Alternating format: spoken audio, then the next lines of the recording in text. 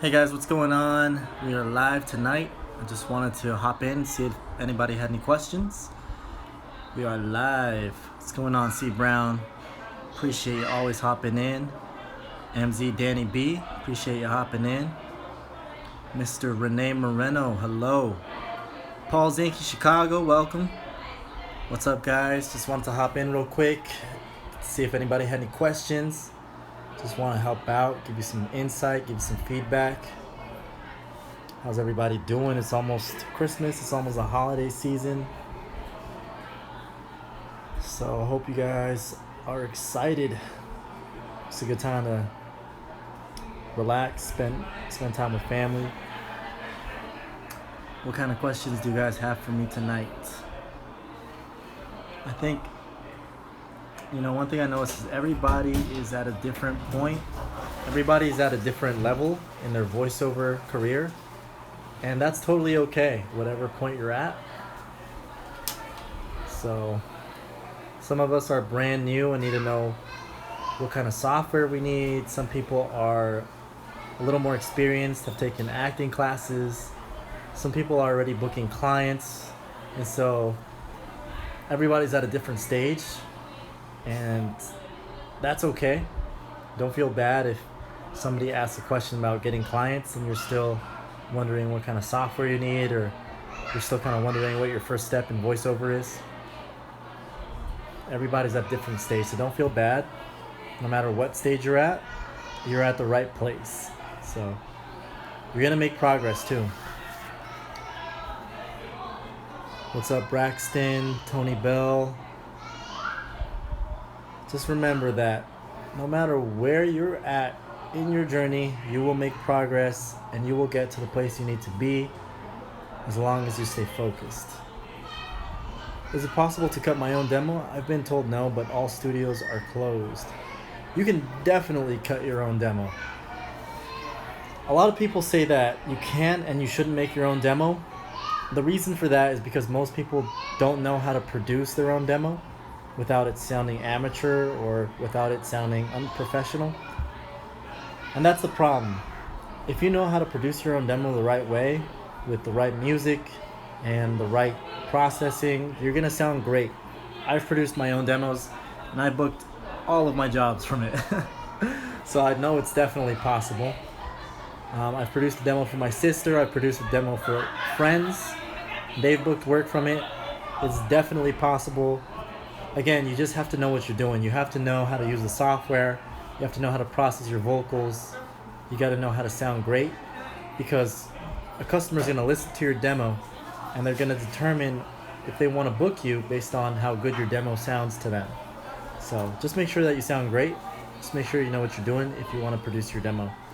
But yeah, totally possible. I encourage it.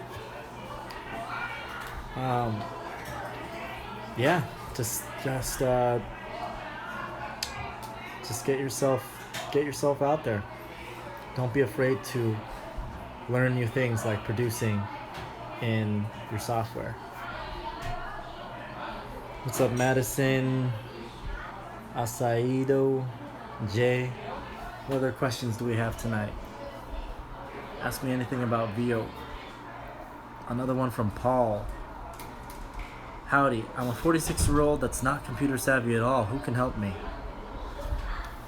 Well, I think a lot of people are in the same boat when they're starting out, so don't feel bad at all. I was in that same boat when I started out. I had never used any audio software. I didn't have a mic. I didn't have a booth. So you're in the right place. You're right where you need to be. What you need to realize is it's not going to come overnight, but it will come one step at a time. And it starts with the mic, it starts with the program, and then little by little you make your first recording, and then you make your second one, and then you go into the editing tools and you start to play around with the different tools. And day by day you're going to start learning how to use it. So you can definitely figure out how to use the software. You can definitely figure out how to use the mic and how to start bringing a script to life. If you just practice, if you put in the time, you will get there step by step. So don't feel bad that you're not computer savvy yet. You're gonna get there. Start off with Audacity. Check out Audacity. It's free software. Download that and start with that. Start recording for fun. C. Brown says, do people use USB mics for professional use sometimes? Absolutely. It's not the mic that makes someone professional or that makes a recording professional. It's about the talent. It's about the talent being able to it's about the talent being able to bring the script to life and being able to bring the right message to the proper audience. So it's not about the mic. Same thing in cinema. In cinema, they use cameras that are normal cameras like DSLRs for big cinema production. So it's not about the camera, it's not about the mic. It's about the talent behind the mic. And Jay says, mic recommendation, not sure what my setup should look like starting out. Jay, great question. As a beginner, I recommend using USB mics. USB mics is a really great way to get started because they're easy to use, they're affordable, you can find a lot of them online, and a brand I recommend is Blue. Like Yeti is a great brand. Yeti Pro is what I use. Samsung is another great brand. Neumann. I recommend going no cheaper than $100. So make sure to find a mic that is at least $100 or so. That way you can use it for years to come, and you won't have to, worry about any bad audio quality. So don't go too cheap, but that's what I would recommend. USB mic for about $100 or so. Tony says, in your course, do you teach us how much to charge for projects? Absolutely. I break down how to negotiate with clients, how to talk with them, how to keep them coming back, how to exceed expectations, how to handle revision, how much to charge when you're starting out, when you're brand new, how to attract clients with the right price, how to make sure you don't get underpaid, and how to negotiate for more. I talk about all that in my course because it's very important that you get paid what you're worth, and it's very important that you don't undercharge or overcharge, so that you don't miss any work and that you get paid properly and you're able to build your business over time consistently. Great question. Hey, C. Garrison. Hey, Anna. Sorry, can you repeat? My phone died. Jay, check out a USB mic, $100 or so. That's all you need to get started as a beginner. You're going to get great quality. Microphones have come a long way since they came out at first. So a lot of people, a lot of big artists, a lot of people say don't use the USB mic. That's not true. It's not about the mic. It's about the talent behind the mic. If you have a great booth, even with the USB mic, you're going to sound great. I've used a USB mic for my whole career. I use one that's a dual USB and XLR, and I get great quality from it. It's proven, it works. Customers love the quality. Paul says, got Audacity. Does Fiverr require a demo or just start working? Hey, Paul, great question. Fiverr does require you to post a demo. So you will have to cut your own demo or get one produced. So first, learn how to use Audacity. Learn how to record in it. Pull up a script from the internet. It doesn't have to be anything fancy. But try different things. Maybe one could be a commercial. One could be a radio spot. Another one can be an audiobook. And then record each piece them together, duck some music behind it, and you've produced your first demo. Now, your first one isn't going to be your best, but it should be good enough so that it gets you out there. Okay, once you've produced your first demo, you'll be able to start attracting clients. But make sure first and foremost that your skill is where it needs to be. That's the most important thing. I always say the skill, it's about the skill. It's not about the mic. It's not about, the booth. The demo's important, but your skill is what really is going to sell you. It's how you deliver a script. So that's what you should really focus on, is how to sound like a professional, how to have the right speed, the right pauses, the right enunciation, enthusiasm, the right flow. All these components are so important to the proper delivery. Where do I get your course? Check out my link in my bio. I'm actually having a holiday sale. It's over 60% off. Today and tomorrow only. Definitely check it out. It's a great time to get into the course. I go over everything you need to know from start to finish on how to do voiceovers, how to make a living doing voiceovers from home. I lay it all down. It's a blueprint of exactly what you need to do. It's all you're gonna need is in that course. And it's broken down into step-by-step, easy to follow processes. I just lost another someone close to me, and it's getting hard to start out mentally. I just can't get my creative mojo going.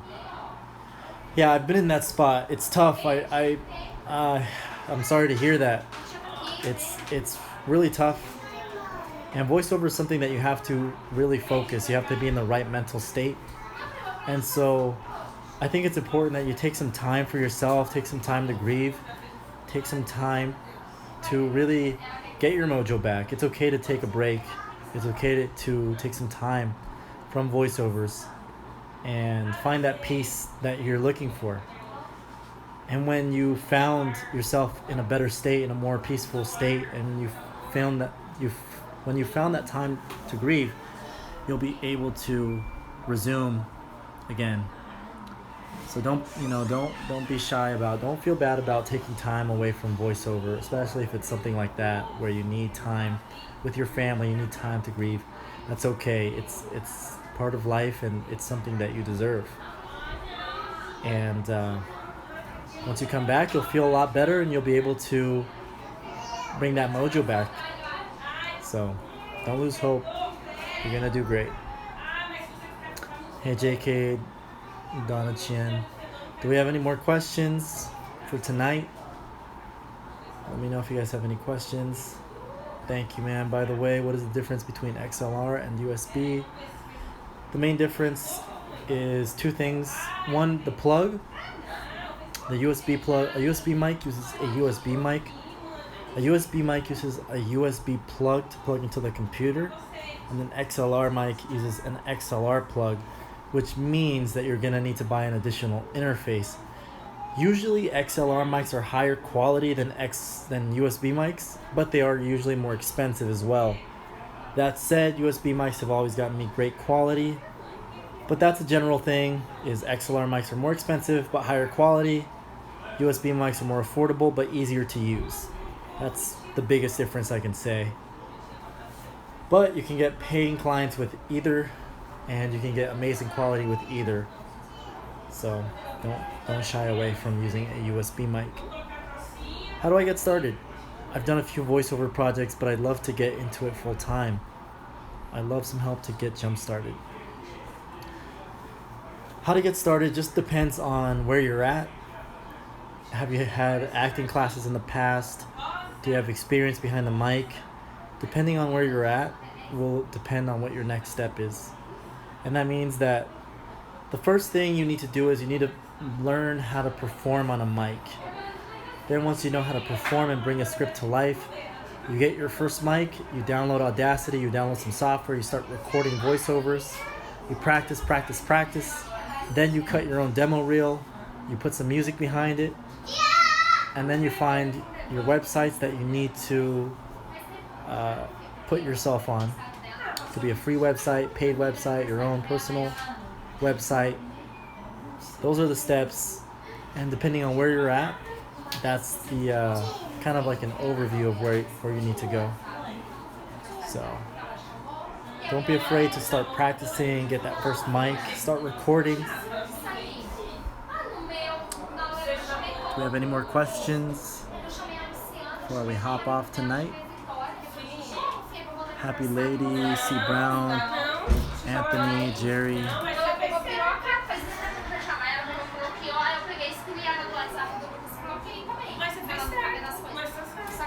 Looks like we don't have any more questions tonight, guys. Thanks for joining me. We'll join you again next week. If you guys want to learn more, check out the link in my bio where you can learn how to get started doing voiceovers from the comfort of your home. Have a safe and happy holidays. Thank you guys for tuning in. We will talk soon. Get out there. I believe in you guys. Get on that mic. Get practicing. You guys will do great. And we will talk soon.